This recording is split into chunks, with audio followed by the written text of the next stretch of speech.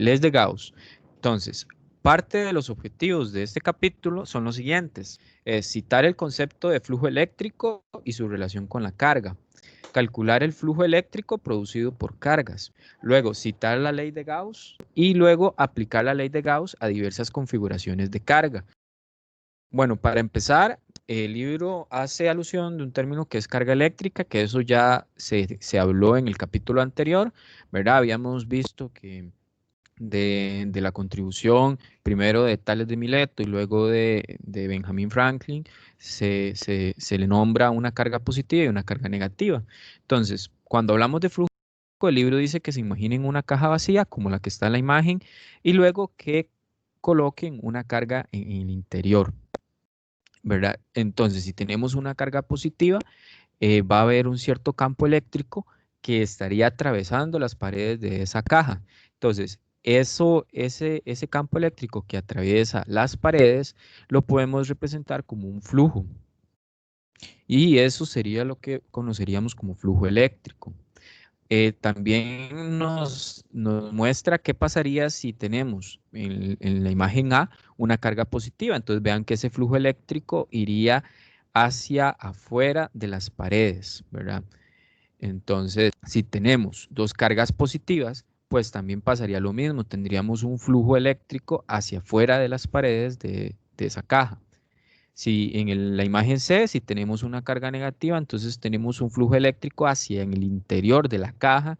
Y en el D, si tenemos dos cargas negativas, tendríamos un flujo eléctrico al interior de la caja. En la A podemos ver cómo representaríamos una caja con un flujo igual a cero. Entonces tendríamos una caja vacía en el inciso A. Luego en el B tenemos una carga neta igual a cero en el interior de la caja. Entonces, ¿qué es lo que tendríamos? De la carga positiva, un flujo saliente y de la carga negativa, un flujo entrante. Si son de la misma magnitud ambas, entonces ambos flujos se cancelarían y entonces no tendríamos un flujo saliente neto. Luego, en el dibujo C, podemos ver que no hay cargas dentro de la caja, pero hay un flujo que le pasa a la caja. Sin embargo, todo el flujo que entra sale de la caja y en esos casos tendríamos también que no hay carga dentro de la caja. Y todo el flujo que entra se cancela con el flujo que sale. Entonces, dentro de la caja no tendríamos un flujo neto.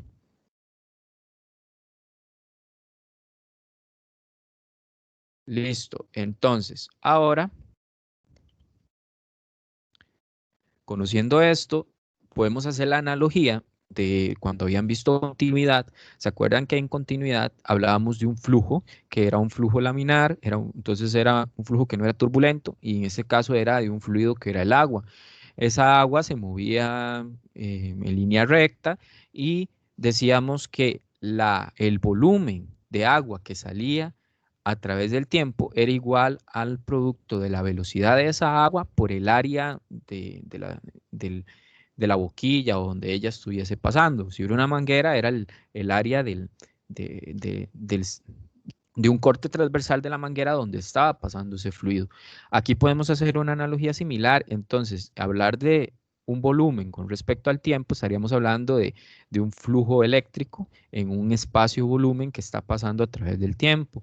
Ese flujo le podemos decir que tiene una velocidad y que pasa por un área determinada. Entonces, de esa forma, uno puede utilizar la analogía y representar el flujo eléctrico de esta manera. De esta manera, como se representó en continuidad, como un producto punto entre la velocidad de ese flujo por el área en el que está pasando. Entonces, cuando nosotros tenemos un flujo, bueno, primero, lo importante es representarlo con esta letra. Eh, bueno, esta letra griega nos representaría el flujo eléctrico. ¿Y cómo sabemos que ese es un flujo eléctrico? Porque tiene un subíndice E, por eso es de eléctrico, ¿verdad? Y esta va a ser igual al producto punto entre el campo eléctrico y el área. ¿Cuál área? El área en el que esté pasando ese flujo eléctrico. Por eso, recordando los productos puntos, ¿verdad?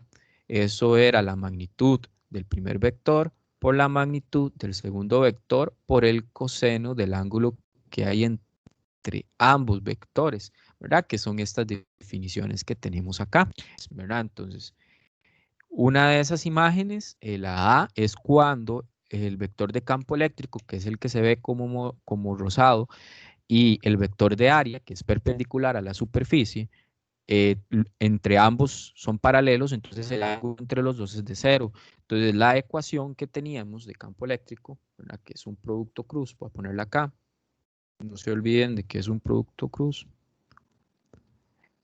Ese ángulo que hay entre los dos, al ser 0, sabemos que coseno de 0 es 1, entonces por eso nuestra ecuación solo es E por A. Cuando ya existe un cierto ángulo entre la línea rosada y la línea negra, que es el vector área, ya ahora debemos de incluir ese ángulo phi, ¿verdad? Que es el que debemos de colocar ahí.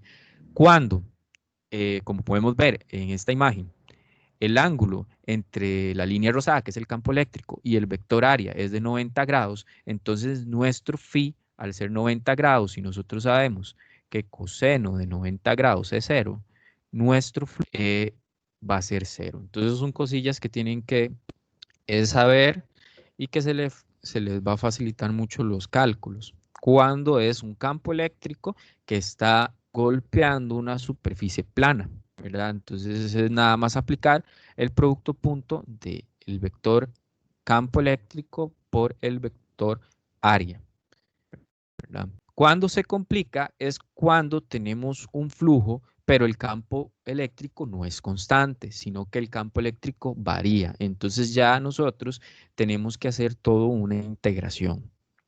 Les pongo un ejemplo. La ecuación completa del campo eléctrico debería estar dada por esta ecuación. Pero ustedes saben que lo que vimos anteriormente, estábamos trabajando con campos eléctricos constantes, por lo tanto no dependen del área. Entonces puede salir de la integral. Perdón, acá.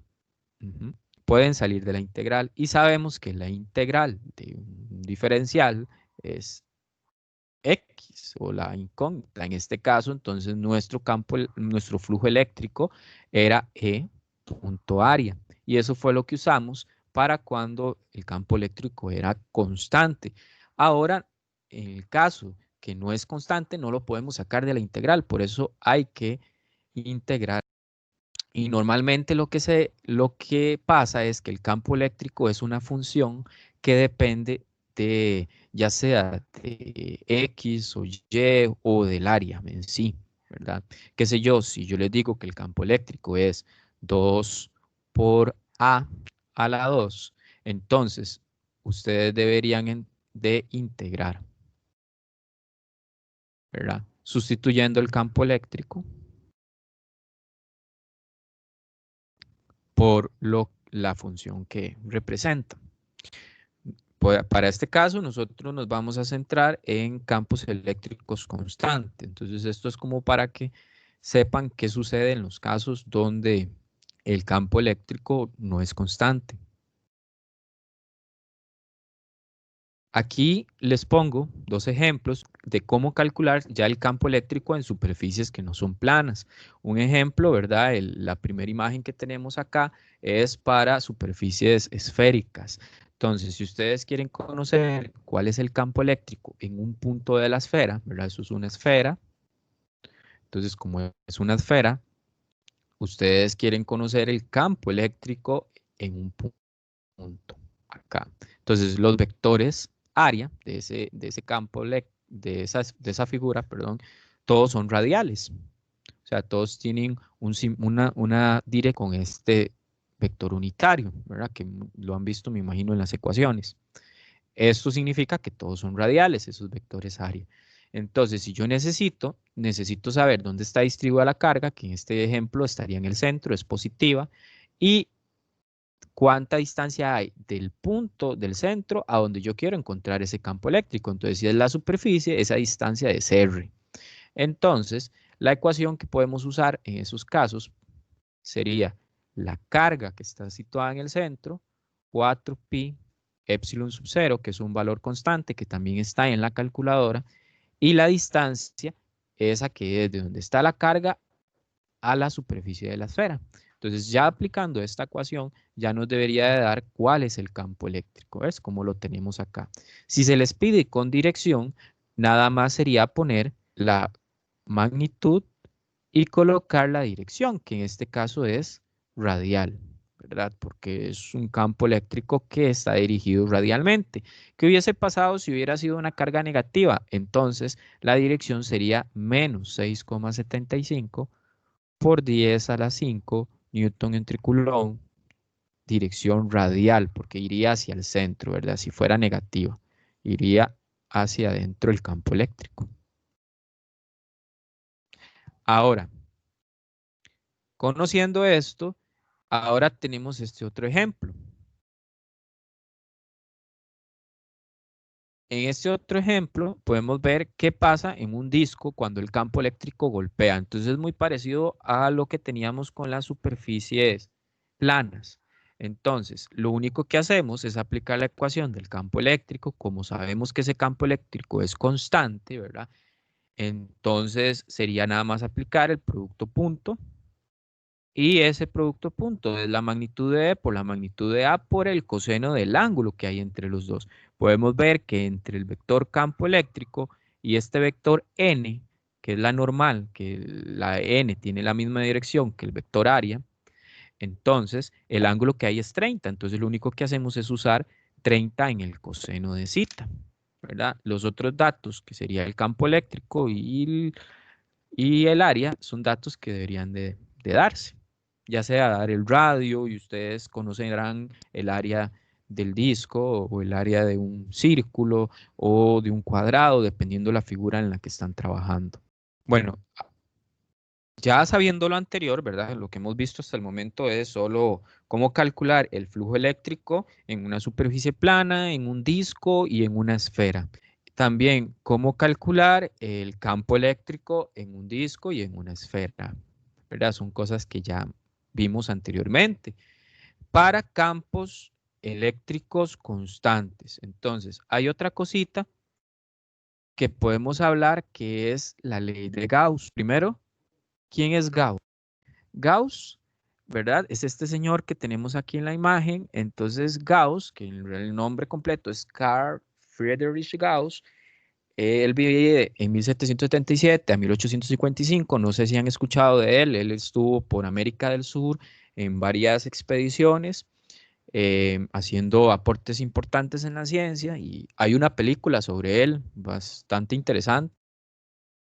Entonces pueden, después se las puedo poner en un link en la descripción del video cuando lo suba a YouTube para que la puedan ver. Este señor lo que hace es una alternativa a la ley de Coulomb. Acuérdense de la ley de Coulomb que se vio en el capítulo anterior. La ley de Coulomb era muy complicada porque había que hacer superposición de fuerzas muchas veces y se volvía muy grande los cálculos matemáticos. Vamos a ver lo que es la ley de Gauss. ¿Verdad? Aquí les puse 3 pasos para la ley de Gauss, resumiéndolo un poquito, para el caso de una superficie esférica, ¿verdad? En este caso sería la imagen que tenemos a la par. El primer paso sería, digamos, cuando ustedes ven en el libro que hay superficies, le llaman gaussianas, son superficies que no existen, son imaginarias. Usted rodea a lo que le quiere encontrar el campo eléctrico, digamos, en este caso es un protón. Entonces, usted primero se fija en la figura geométrica que tiene eso. En este caso, un protón es esférico, entonces por eso usted lo va a rodear con una superficie gaussiana esférica. Entonces vean ahí el dibujito con el morado, que sería la superficie gaussiana esférica. Entonces usted sitúa, dice, se comienza con el campo de una sola carga puntual. Las líneas de campo se extienden en forma radial hacia afuera en todas direcciones por igual. Para poder extenderla, entonces radialmente necesitan saber si lo que hay en el centro es una carga positiva o una carga negativa. Si es positiva, como en esta imagen, entonces lo irradian hacia afuera. Si fuera negativo, lo irradian hacia adentro. Luego, ustedes colocan la carga en el centro de la superficie esférica, como está ahí, ¿verdad? Imaginaria con un radio R. Entonces ya cuando ustedes tienen eso, ustedes ya aplican la ecuación del campo eléctrico. Entonces la ecuación del campo eléctrico dice lo siguiente. 1 sobre 4 pi epsilon sub 0 por Q entre R a la 2. ¿Qué es ese R? Es el radio de la superficie esférica imaginaria que ustedes rodearon. Entonces, si teníamos una carga positiva, ustedes la rodean con una superficie esférica imaginaria con un cierto radio R. Y el radio R tiene la distancia donde va a estar ese punto en el que yo quiero saber cuál es el campo eléctrico, ¿verdad? Lo que me dice Gauss es que yo puedo usar ese campo eléctrico en la ecuación del flujo eléctrico, sustituyendo el campo eléctrico por eso que teníamos antes. Entonces, si hacemos caso a lo que dice la ley de Gauss, me quedaría de la siguiente forma. Q entre 4 pi epsilon sub 0 por 1 entre R a la 2. Y lo multiplicaríamos por el área. ¿Cuál área? El área de esa superficie esférica imaginaria. Entonces sería el área de una esfera 4pi R a la 2. Entonces, si nosotros vemos, según siguiendo lo que dice Gauss, eh, al hacer esto, pasa muchas veces que los radios se cancelan. Entonces, y vean que el 4pi también se cancela. Me queda lo siguiente. Entonces, ¿qué dice también la ley de Gauss? Dice que el flujo eléctrico, en este caso que tenemos acá, va a ser igual a la carga encerrada entre epsilon sub 0. Entonces, con eso podrían encontrar una igualdad entre flujo eléctrico y carga encerrada. Bueno, tal vez podemos ver que es útil en el sentido que si yo conozco la carga encerrada y yo sé que el flujo es igual a eso, yo podría encontrar cuál es el campo eléctrico con esa igualdad. Esto sería la descripción de lo que es la ley de Gauss. Vean que esa integral, como nosotros vamos a trabajar campos eléctricos constantes, entonces es igual que el producto entre E punto A. Y lo que llega a Gauss es eso, que el flujo eléctrico es igual a la carga entre epsilon sub 0, ¿verdad? Y eso es lo que tienen que poder citar, que dice que el flujo eléctrico total a través de una superficie cerrada es igual a la carga eléctrica total neta dentro de la superficie dividida entre epsilon sub 0. Y epsilon sub 0 es un valor constante.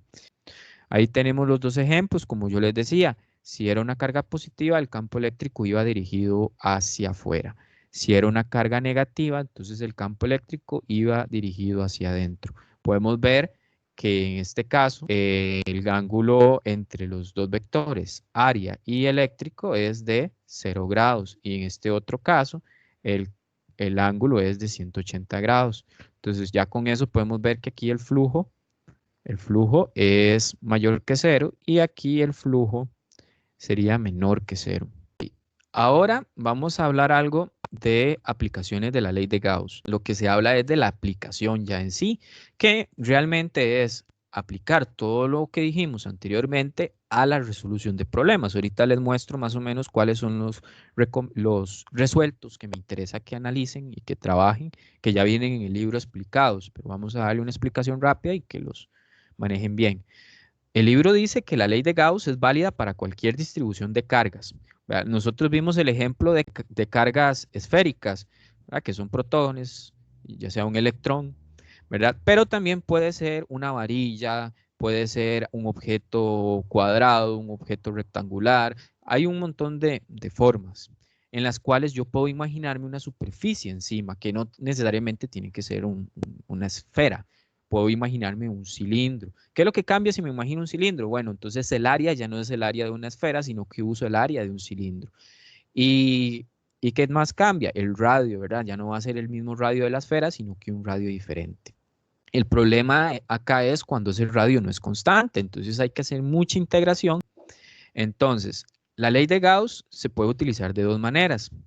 Si nosotros conocemos la distribución de carga o en el caso que conozcamos la simetría de la figura. Lo anterior fue conociendo la simetría, pero también podemos usar la ley de Gauss conociendo la distribución de carga. Recuerden que yo había hablado de eso la semana pasada, de las distribuciones de carga, que teníamos lineal, teníamos la distribución de carga volumétrica y también teníamos la de superficie. Entonces, podemos usar la ley de Gauss para encontrar esas distribuciones de carga. Ahorita vamos a ver cómo. La densidad de carga era la carga entre una cierta longitud. Entonces, en esas ecuaciones de Gauss, vieron que había una Q. Esas Q se pueden sustituir por esa densidad y esa longitud. En el caso de ser lineal, también la podemos, ¿verdad?, sustituir en el caso de ser volumétrica por esta ecuación. Y podemos sustituirla en el caso de ser superficial por esta ecuación. Entonces ténganla ahí, ¿verdad?, a mano por si las llegan a ocupar. Estamos. Otra cosa importante es la imagen que les pongo ahí a la derecha. Ustedes tienen que reconocer que si yo les hablo de un conductor, los materiales conductores, a diferencia de lo que hicimos anteriormente, vamos a considerar que en el interior de ese material no hay carga, ¿verdad? Entonces, si yo les pregunto por el campo eléctrico en cualquiera de estos puntos, no existe. ¿Por qué no existe? Porque no hay carga. Porque en los materiales conductores sucede que la carga se distribuye en la superficie, se va hacia la superficie. Aquí ahora sí, estos son parte de los ejemplos resueltos que me interesa que ustedes analicen y conozcan. Esta imagen viene en uno de ellos y vean que me representa una esfera conductora, por eso es que está rodeada de cargas positivas en la superficie. Vean la gráfica que cualquiera de estos puntos de aquí, que me representan todos los puntos en el interior de la esfera, no tienen campo eléctrico.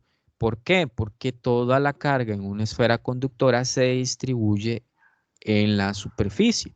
Una vez acá, en este punto de acá, que es como la superficie de la esfera gaussiana, el campo eléctrico está dado por la ecuación que habíamos visto antes, ¿verdad? 1 entre 4pi epsilon sub 0 por q entre r a la 2. Y r el radio de esa esfera. Conforme se va alejando, ya entonces el campo eléctrico empieza a disminuir de esta manera, ¿verdad? Con esta otra ecuación, donde el R va a ser mayor que R porque son los diferentes radios conforme me vaya alejando, ¿verdad? Aquí dice superficies gaussianas porque yo puedo seguir imaginándome otras superficies gaussianas con diferentes radios, R1, R2, cada vez más grandes, que lo único que me cambian es ese R, ¿verdad?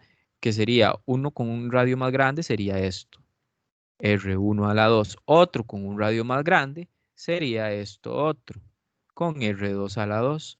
Y otro con un radio más grande, sería R3, ¿verdad? Y así sucesivamente, ¿verdad? R4, R5, y eso me va dando cuántos campos eléctricos. ¿Qué pasa cuando R se vuelve infinito? ¿Verdad? Ustedes deben de conocer muy bien el infinito, porque eso lo vieron en cálculo. Cuando R se vuelve infinito, tenemos un número carga entre infinito. Recuerden que todo número dividido entre infinito, ¿verdad? Todo número dividido entre infinito daba ¿cuánto? 0. Entonces, cuando nos alejamos demasiado de la fuente de carga, nuestro campo eléctrico es 0, ¿verdad? Es algo muy intuitivo. Vamos a ver qué nos encontramos. Ahora nos encontramos un cilindro. Vean que en el caso del cilindro volvemos a usar las mismas ecuaciones de Gauss. ¿Cuáles eran? E por área, ¿verdad? Aquí ya se hace todo esto, ¿verdad? Que el campo eléctrico es constante, sale de la integral y me queda E por área. ¿Por qué no pongo coseno de zeta? Bueno, porque podemos verlo aquí en la imagen, el campo eléctrico en esa varilla, ¿verdad? Es una varilla con cargas positivas, el campo eléctrico va hacia allá, ¿verdad? Y la superficie que yo me estoy imaginando, que es esta, tiene vectores área hacia allá. Entonces, ¿cuál es el ángulo entre el vector área y el vector campo eléctrico? Bueno, es 0, entonces por eso me queda positivo. ¿Por qué no estoy incluyendo las de las tapas? Porque en la tapa también hay vectores áreas, ¿vale? Hacia allá, hacia acá, hay vectores áreas. Bueno, porque el vector campo eléctrico siempre va hacia allá, ¿verdad? Va saliendo de esa varilla, siempre va a ser ángulo de 90 con ese vector área de las tapas, ¿verdad? Aquí en las tapas. Entonces, al ser ángulo 90, coseno de 90 es 0, ¿verdad? Coseno de 90 es 0, y por eso no hay contribución en el flujo eléctrico en esas partes. Ahora bien, usando esta ecuación, lo único que hacemos es sustituir esa área, ¿verdad? Por el área de la superficie imaginaria, ¿verdad? Que es 2pi por r por L, porque es un cilindro, véanlo acá, de largo L y de radio R. Ese R, ¿por qué escojo ese R? Porque es el R en el que yo quiero saber cuál es el campo eléctrico, ¿verdad?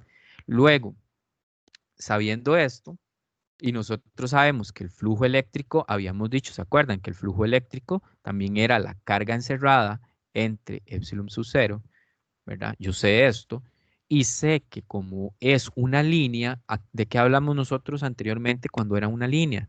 Véanlo acá, que la carga en una línea es lambda por L. Entonces yo puedo sustituir esa Q por una lambda y por un L.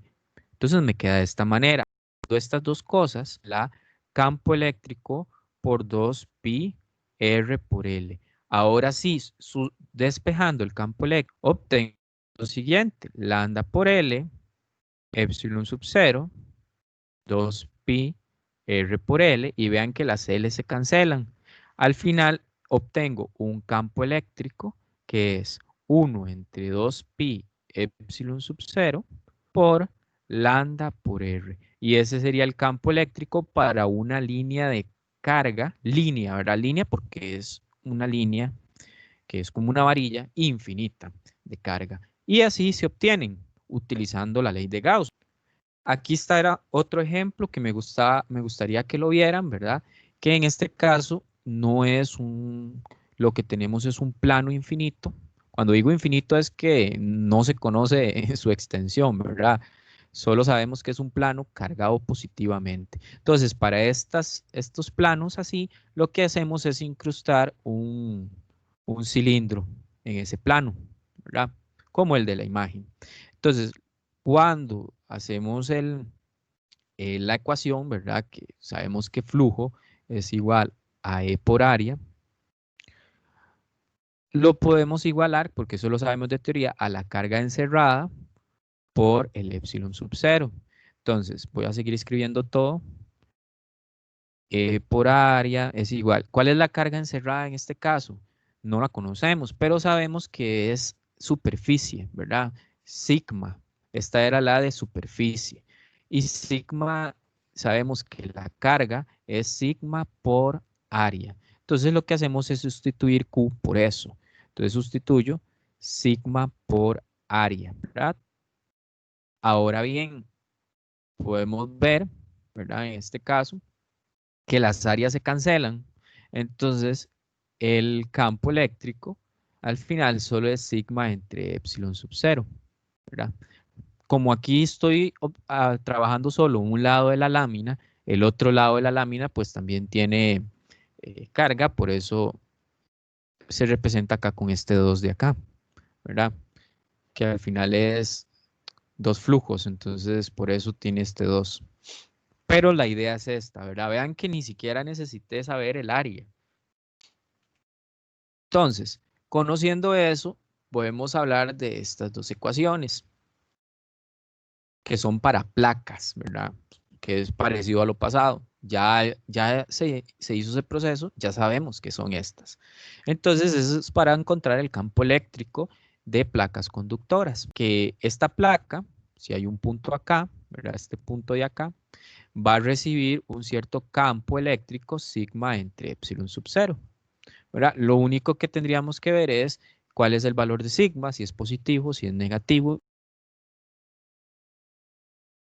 Por último, nada más quería mostrarle estas tres imágenes de cargas en conductores. Ya nosotros hablamos de que las cargas en los conductores se iban a ir hacia los extremos. Entonces, este era el que habíamos hablado. Vean que el campo eléctrico es igual a 0 dentro de un conductor, ¿verdad? ¿Por qué? Porque no hay carga, o sea, sí hay cargas, pero positivas y negativas igualadas, pero no hay un exceso de carga o una deficiencia de carga en el centro. Todo se distribuye hacia el exterior.